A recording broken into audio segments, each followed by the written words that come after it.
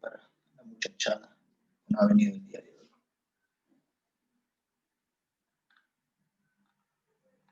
Bueno, en la última clase nos quedamos justo en el tema de los agentes contaminantes físicos. Estábamos hablando del sonido, ¿no? Del sonido. Pero no eran los únicos. No eran los únicos los agentes contaminantes físicos del sonido, sino también teníamos a la vibración, ¿no? A la vibración.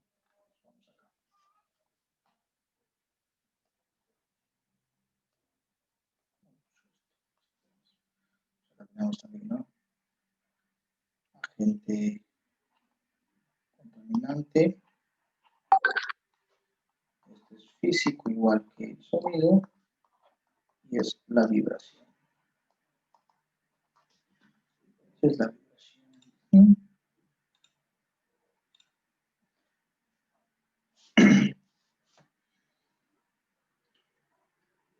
Tenemos, cuando hablamos de vibración, hablamos pues de ese movimiento que nosotros podemos experimentar por estructuras oscilantes. Tenemos vibraciones de muy baja frecuencia.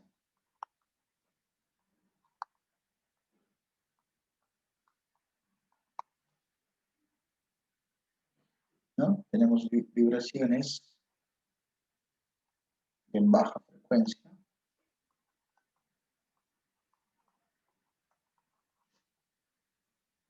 Y tenemos vibraciones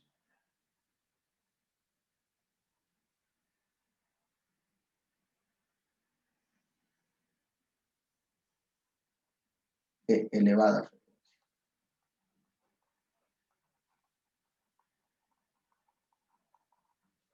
¿Ya?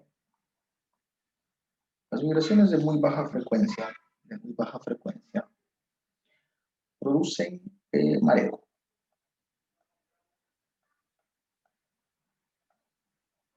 Ejemplo de una vibración de baja frecuencia, el balanceo de un barco, ¿no? Bueno, el balanceo de un tren. De un tren.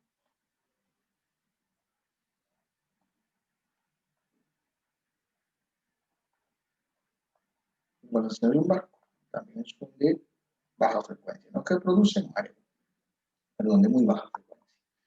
Los de baja frecuencia, se lo puede sentir cuando estamos en un vehículo, ¿no? O en un ascensor. Estos producen, tienen un efecto sobre el oído interno y producen un retardo en la reacción.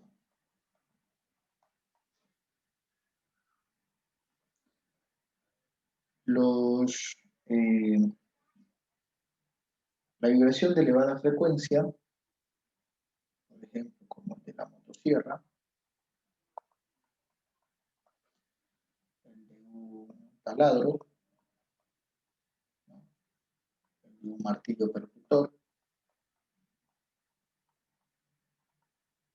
el de una motoguadaña, por ponerles más ejemplos.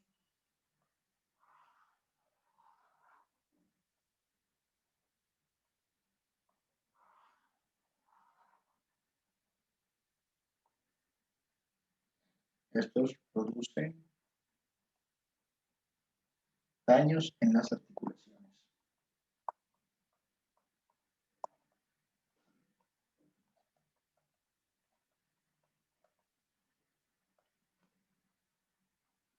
Esto en cuanto Ingeniero, dígame. y cuando, por ejemplo, pasa un tractor o esos vehículos pesados, ¿en qué frecuencia estaría? Baja frecuencia. Baja ¿Baja frecuencia o muy baja? baja o muy baja, sí, cualquiera de los dos puede estar. Ya. No habría problema.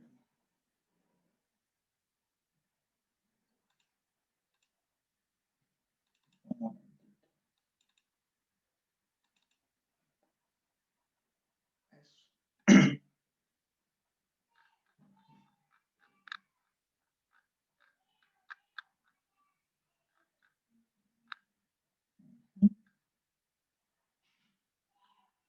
Ya. Después de esto tenemos nosotros la manera en que se transmiten las vibraciones, ¿no? Tenemos dos formas conocidas. La primera es una vibración mano-brazo. Bueno, esta vibración se da porque básicamente es con nuestra extremidad superior, en la que, por ejemplo, nosotros agarramos un elemento de corte, ¿no? Un elemento de corte. Entonces, la vibración que se genera,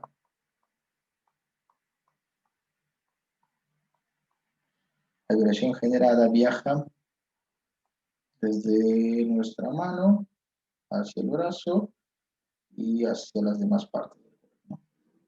Entonces, es una manera en la que la vibración llega. La otra es una vibración global.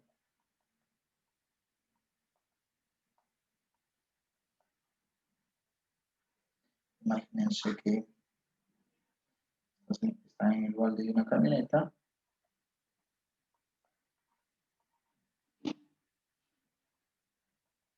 un terreno muy pedregoso,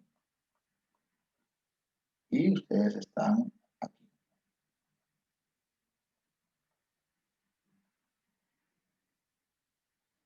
Es una vibración global, ¿no? La vibración llega desde la planta de los pies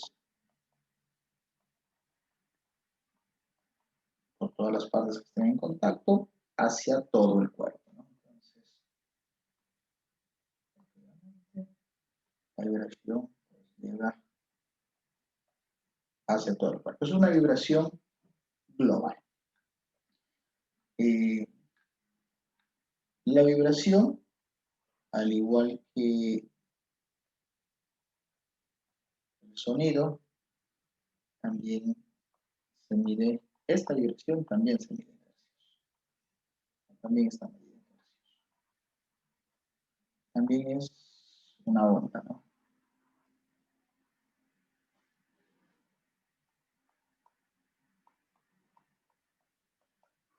No se mide en hercios. Muy bien.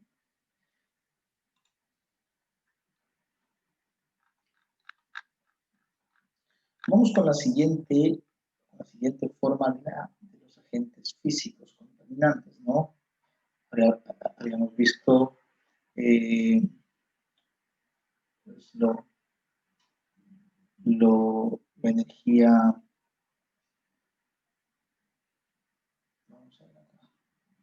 Vamos con la siguiente característica, ¿no? Que es, estos dos, es la energía electromagnética.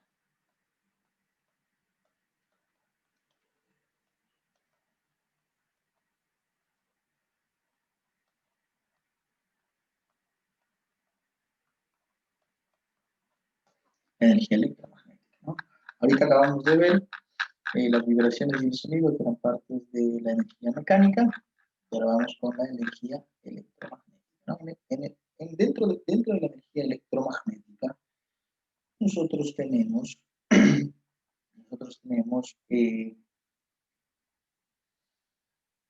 a la radiación.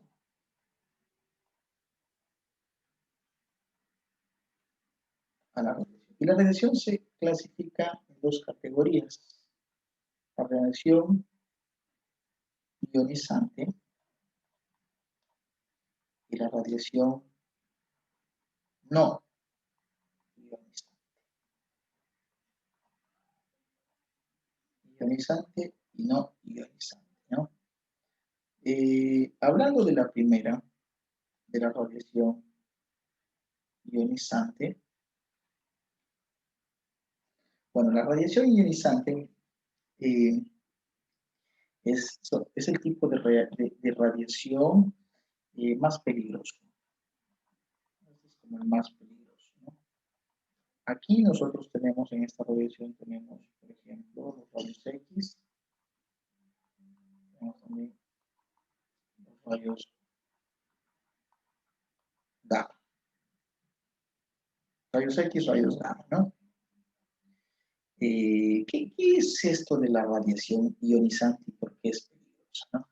Pensemos en una partícula radioactiva proyectada, ¿no? Desde algún dispositivo que utilice el material radioactivo.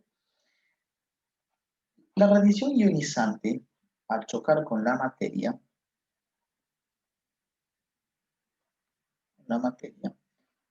despide subpartículas llamadas iones.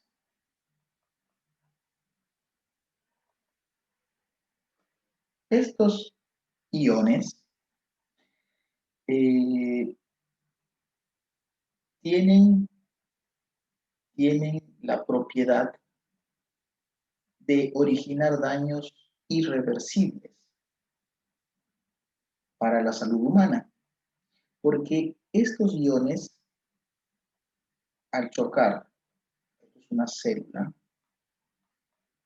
estos iones, al chocar con una célula, la dañan.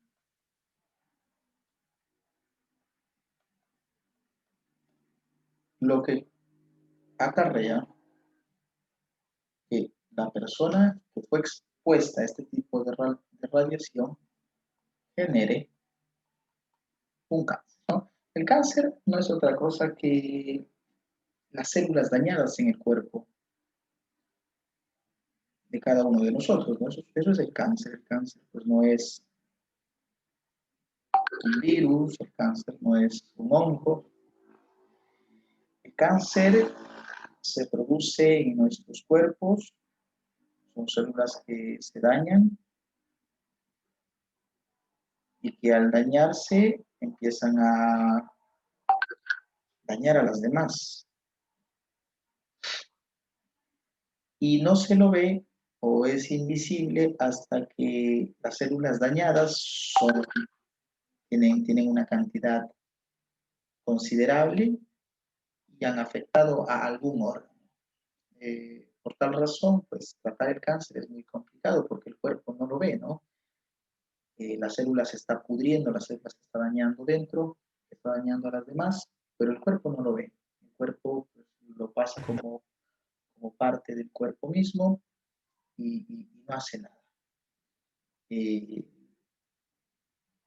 Este proceso cancerígeno se puede como que disparar por culpa de este tipo de radiación, por culpa de estos agentes contaminantes, ¿no? Estos agentes físicos contaminantes. ¿Dónde se tiene por excelencia estos agentes? En las pruebas de suelda de tubería, aquí en la Amazonía, cuando se sueldan los tubos que van a transportar crudo, estos puntos de suelda, ¿cómo se llaman estas? No recuerdo. Invasivas. Estas pruebas de suelda se lo ejecutan, vamos a poner acá una referencia. Acá, este está bien, ¿no? Para tenerlo como...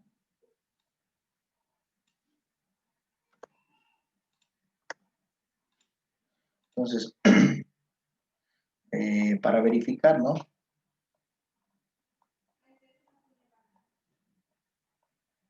Que dos partes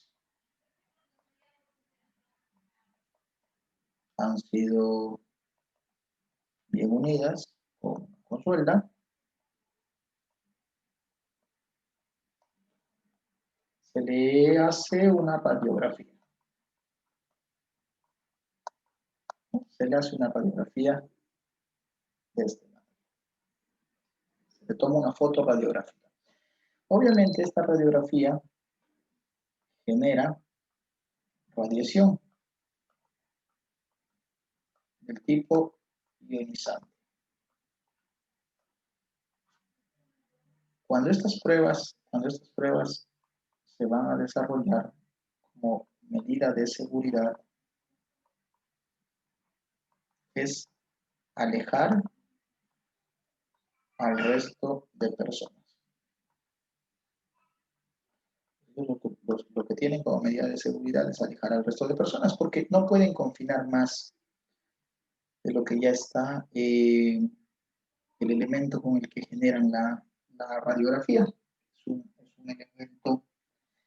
elemento bastante pequeño, ¿no? El tamaño de una uña, con el que activan la máquina y es el que genera pues, la fotografía radiográfica para ver si el tubo se ha soldado de manera correcta o no. La medida de seguridad es que se alejen todos, que no esté nadie cerca. Lo único que pueden hacer no se puede hacer más porque pues, hay que realizar la prueba, ¿no? Nuevamente, si no se cumple con las seguridades debidas, obviamente esto tiene una intensidad muy baja, ¿no? No es un elemento enriquecido ni nada por el estilo, tiene una intensidad muy baja que no causa tanto daño, pero, o sea, es peligroso, es peligroso. Entonces, preferible, pues, que la gente se vaya, los que no están inscritos en el trabajo, que se vayan, salgan y se pongan a buena lugar. Ahora, la radiación no ionizante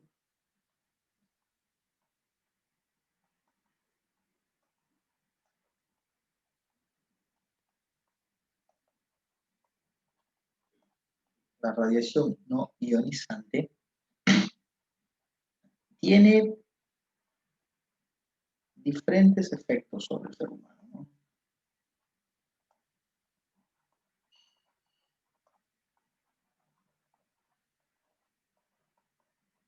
El ser humano. De las que podemos mencionar, tenemos la radiación ultravioleta, los rayos UV, ¿no? Rayos UV que producen quemaduras, pueden producir cáncer de piel, ¿no? Y obviamente conjuntivitis, ¿no? Igual, el tema de la suela, ¿no? Esa radiación, ese deslumbramiento. Tenemos a la radiación infrarroja.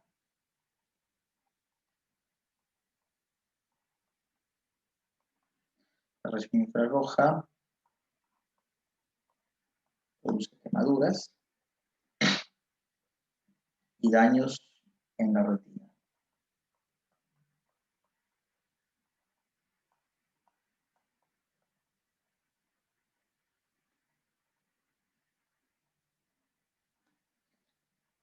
Tenemos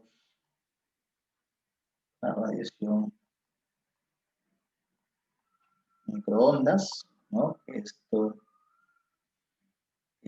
causa igual quemaduras profundas. Esta radiación tiene una capacidad tiene una capacidad de calentamiento. Tenemos los láser, que pueden ocasionar daños a los tejidos.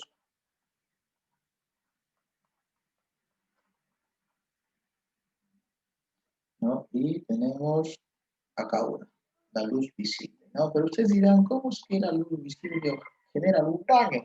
Bueno, la luz visible genera daños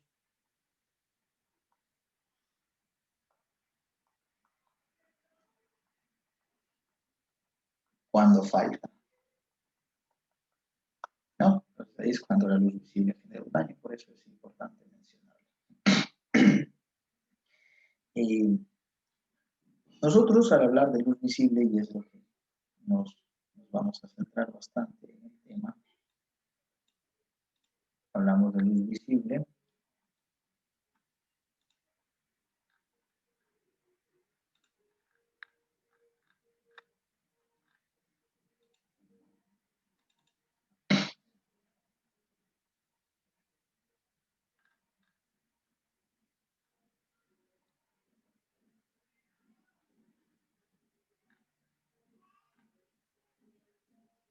La luz visible es lo que vamos a hacer énfasis. Su unidad es el lux, ¿no? La unidad es el lux. ¿Qué es el lux? Pues el lux es, ahora les voy a detallar qué es el lux, porque cuando hablamos de luz, nosotros vamos a encontrar los términos muy parecidos, luz y lumen. Entonces, ¿cuál es la diferencia entre el uno y el otro, no? ¿Qué es luz? ¿Qué es lumen? Aquí está.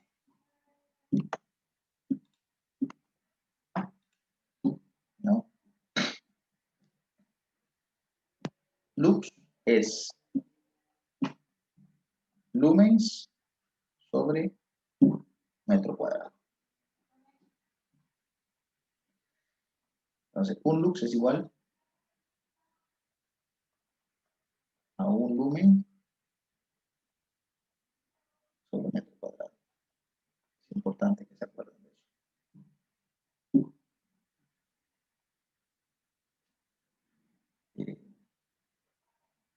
Que es básicamente esto, es la capacidad que nosotros tenemos de alumbrar un área de un metro, ¿no? Con luz. Desde un foco.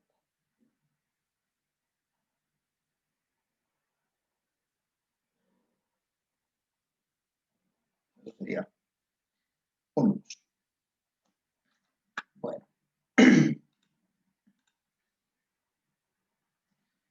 Entre los problemas que se puede generar con la luz visible, tenemos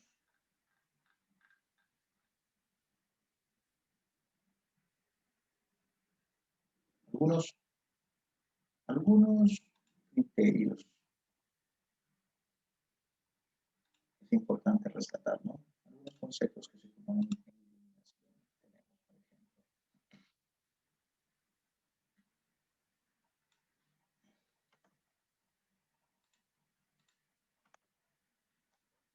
¿no? Tenemos nivel de iluminación, el contraste, deslumbramiento.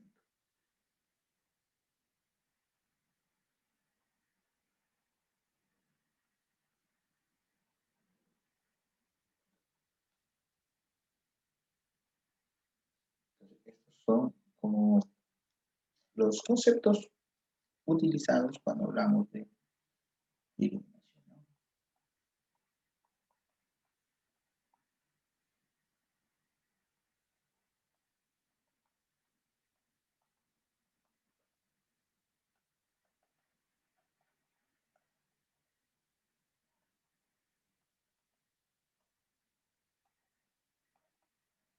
Están bastante claros, si ustedes lo leen, pues van a poder entenderlo fácil.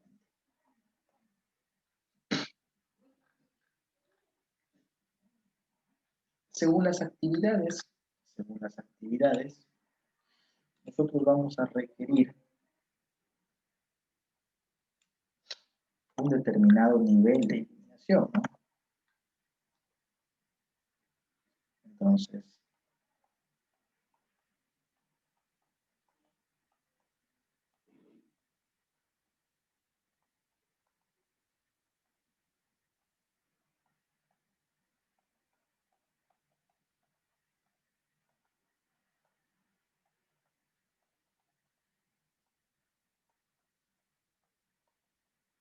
determinados niveles de iluminación. ¿Cuáles son estas actividades o qué criterios tenemos nosotros que aplicarle. Bueno, ahí están algunos de esos criterios que podemos aplicar. Tenemos el tamaño de los detalles, ¿no? Pensemos que estamos soldando una baquelita muy pequeña, entonces necesita una buena fuente de luz para poder tener la precisión adecuada, ¿no?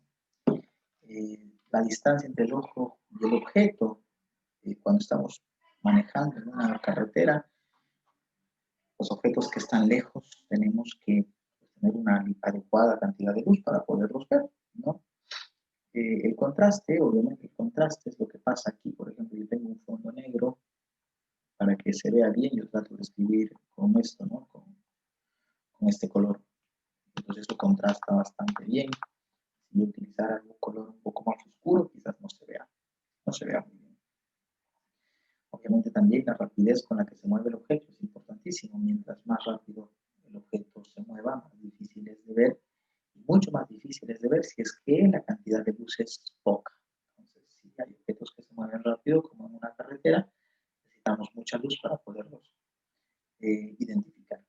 Y la edad del operador, que queramos o no aceptarlo, pues eso influye muchísimo, ¿no?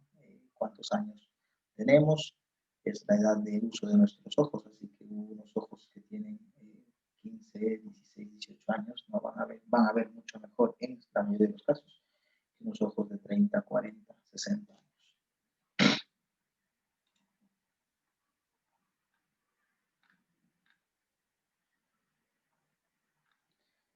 Existe una tabla de valores mínimos de iluminación, existen muchas tablas, en realidad acá hay una que nos puede servir cuando estemos hablando del tema de iluminación. Obviamente esto es material para las evaluaciones.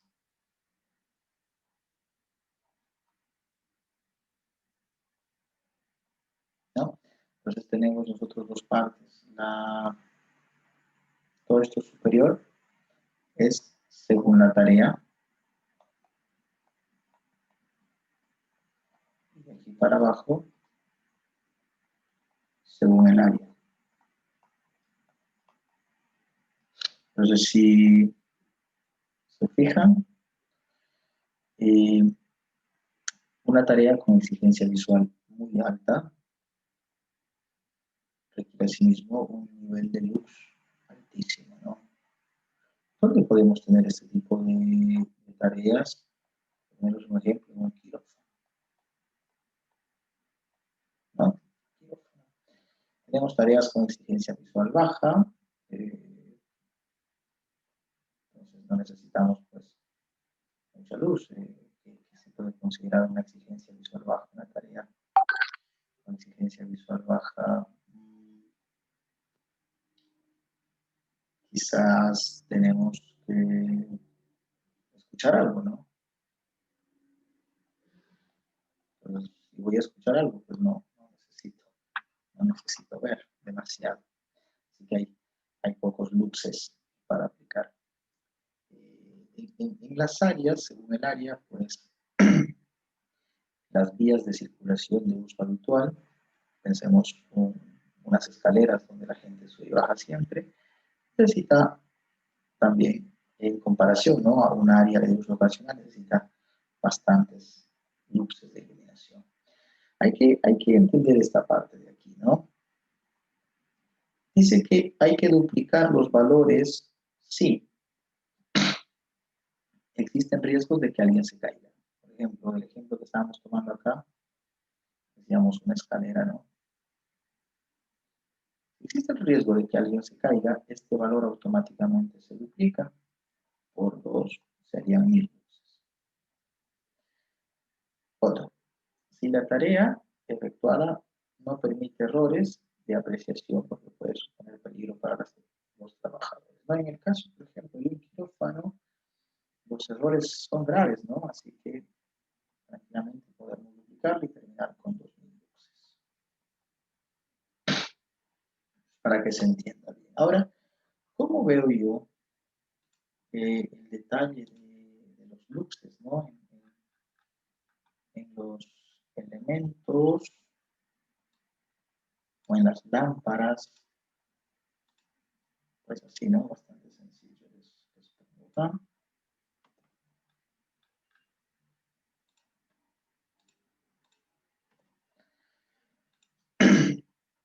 Aquí tenemos los luz. Entonces, este foco, esta lámpara LED a batería, tiene en la posición 1, 250 luxes y en la posición 2, 450 luxes. Quizás la posición 1 es una lámpara enfocando hacia arriba y la posición 2 es una lámpara enfocando hacia el suelo, ¿no? Entonces, tiene dos modalidades, pero ahí está el detalle de cuánta luz brinda.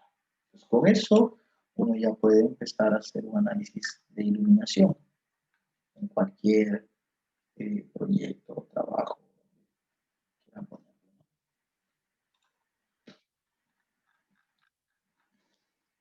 Listo, ahora vamos con la 2.3.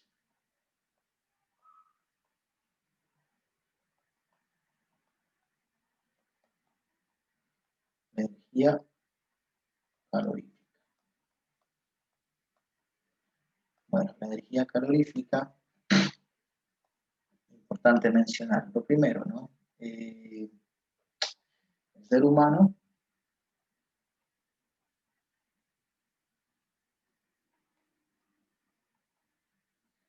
tiene un nivel de temperatura de 37 grados centígrados, que esto es como la temperatura en la que nosotros estamos bien, ¿no? Por arriba de esto ya empezamos a tener problemas. Por abajo de esto, así empezamos a tener problemas. Sin embargo, el cuerpo humano tiene la posibilidad de contrarrestar los cambios de temperatura.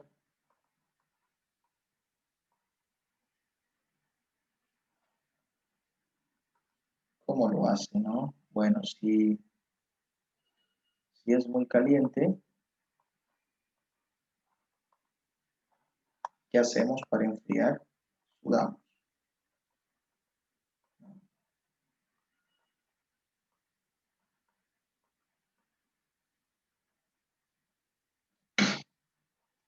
Y si es muy frío, bueno, en realidad si es muy frío, el cuerpo humano no avanza a hacer mucho para defenderse. Lo que trata de hacer el cuerpo humano cuando es muy frío es centrar el calor en zonas vitales,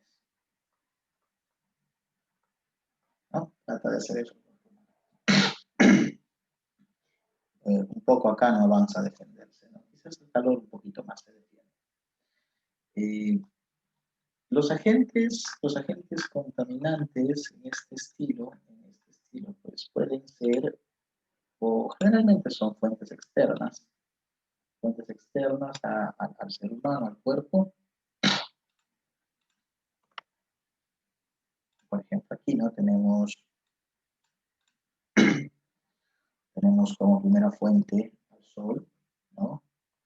Segunda fuente tenemos un horno.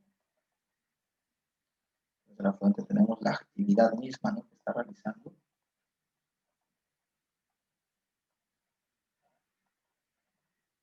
Lo que hace pues que esta persona vaya aumentando su valor corporal. ¿Cuáles son los riesgos de este tipo de energía? Pues los riesgos son insolación, ¿no?, deshidratación,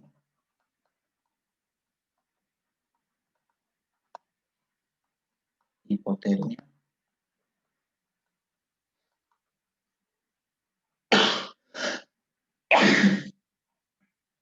y aquí un término bastante parecido a la hipotermia, el congelamiento. Perdón, el congelamiento, ¿no? serían como los efectos.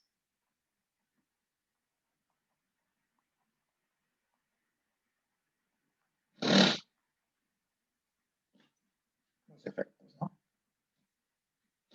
Serían los efectos de este tipo de energía calorífica, y los daños que pues, al ser humano le ocasiona.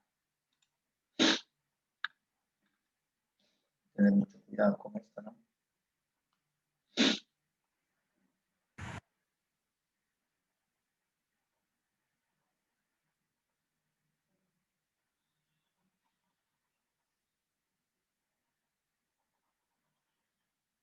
Tener mucho cuidado, ¿no? Con ese tema. Bueno, ahora nos centramos a la parte 3.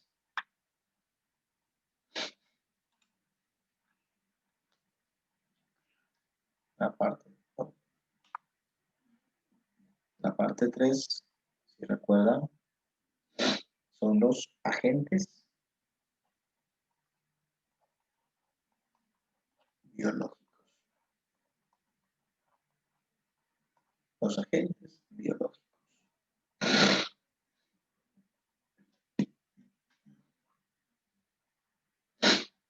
¿Qué son los agentes biológicos? Bueno, aquí tenemos un detalle, ¿no? Los agentes biológicos son microorganismos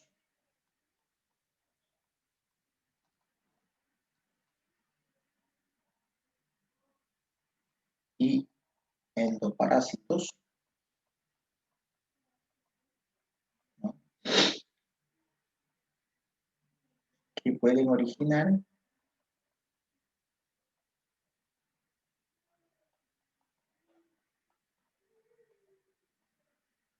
una infección, una alergia o alguna toxicidad, ¿no? El detalle de estos es que están vivos. Interesante de estos agentes biológicos, ¿no? ¿Dónde los podemos encontrar? Obviamente, por excelencia, los laboratorios en donde hacen pruebas de este tipo, ¿no? Donde preparan vacunas y todo eso, ¿no? Donde producen alimentos, ahí también los podemos encontrar. Los podemos encontrar agro,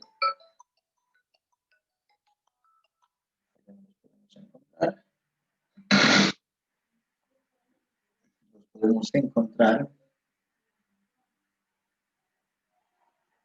en donde exista contacto con heces, por ejemplo, ¿no? Con heces fecales. También ahí vamos a encontrar este tipo de agentes. Estos agentes se pueden clasificar según la peligrosidad, ¿no? Y la peligrosidad de esos agentes se puede tratar de resumir a 4 criterios. ¿Qué tanto puede ocasionar la muerte? ¿Qué tan peligroso es para quien se exponga? ¿Qué tan contagiosa es?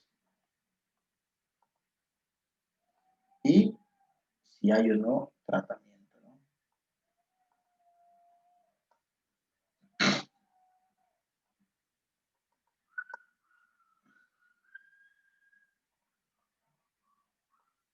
Entonces ahí nosotros tenemos todo para hacer una clasificación de estos. Para quedar claro con el tema de cuáles son los trabajos o los lugares en donde puedo encontrar agentes biológicos, siempre donde estemos trabajando con elementos o materia viva.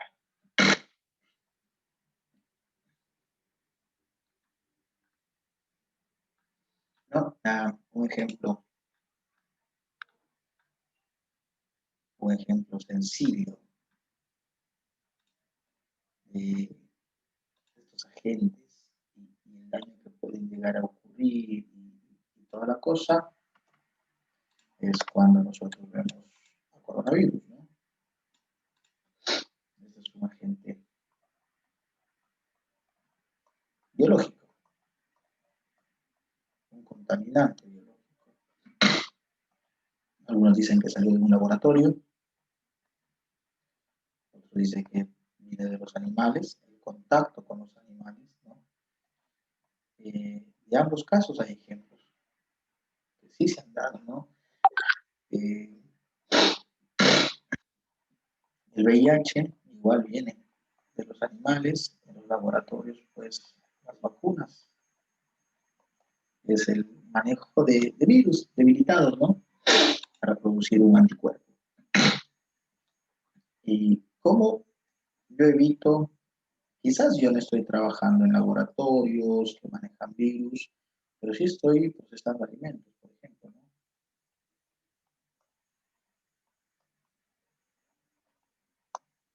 Esto puede ser una actividad común.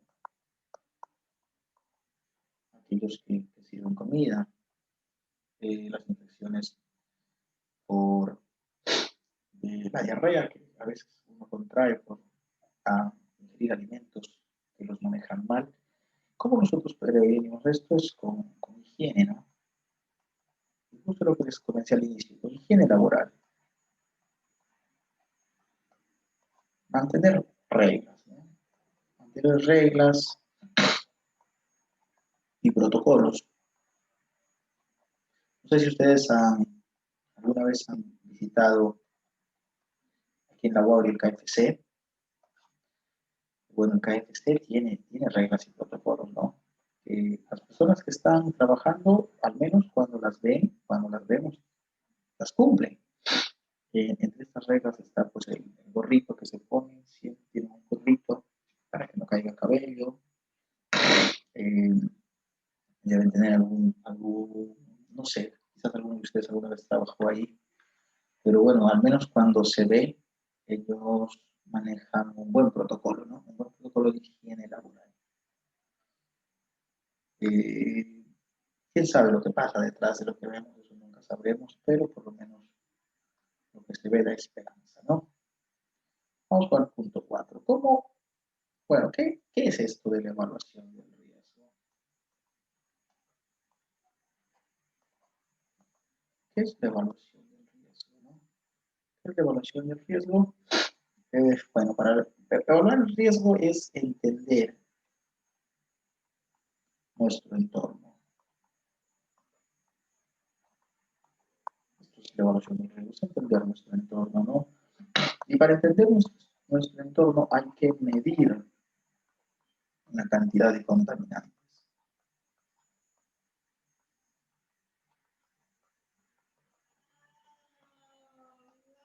Hay que revisar los niveles permitidos.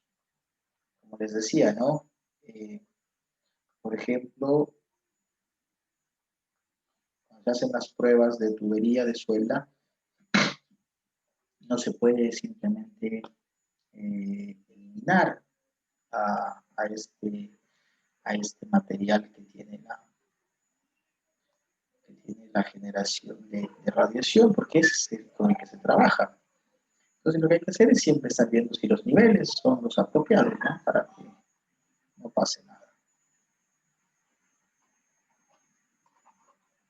¿Cómo controlamos el riesgo? Bueno, el riesgo siempre va a ser controlado, o necesariamente se debe tratar de controlar, en el foco. ¿Qué es el foco? Es la fuente, ¿no? Donde se origina la contaminación. Vamos acá rápidamente.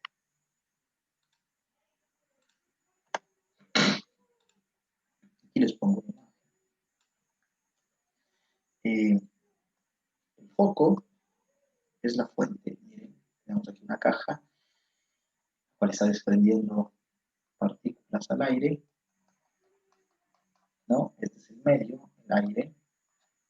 Y tenemos una persona que acá que quizás ingiere estas partículas, ¿no? Y se las lleve a sus pulmones.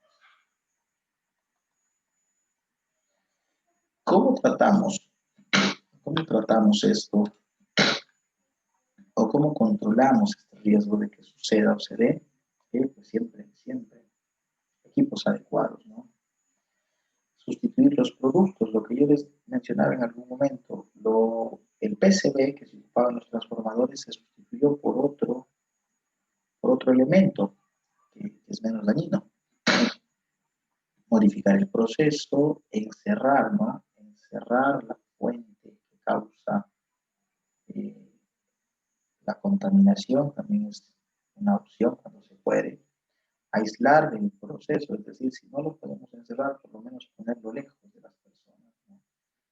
Métodos húmedos para, en el caso de que sean partículas como estas que vuelan, una cortina de agua las puede depositar al piso. Extracción localizada, bueno, esto es tener sistemas de bombeo de aire para poder hacer circular aire fresco. En el medio, pues siempre tenemos que tratar de tener un medio limpio, ventilado, aumentar la distancia entre las personas y la fuente, y tener un sistema de alarma en los casos que se pueda para poder detallar que se liberó, ¿no?, algún agente contaminante. Por ejemplo, en las zonas explosivas, los gases se miden para poder decir, hey, cuidado, hay gases. Y en los receptores de las personas siempre la formación, ¿no? La preparación, el estar revisando procedimientos, conocer con qué estamos trabajando, leer, todo eso es importantísimo. Rotar el personal, encerrar a los trabajadores y utilizar el equipo de protección, ¿no? Pero nuevamente, todo esto no sirve de nada si las personas no están informadas. Siempre lo primero es la formación.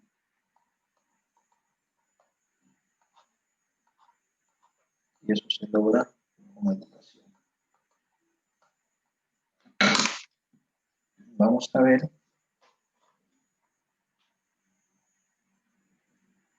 Bueno, hemos llegado al fin de la hora. David, nunca supe qué pasó con tus compañeros, ¿ah?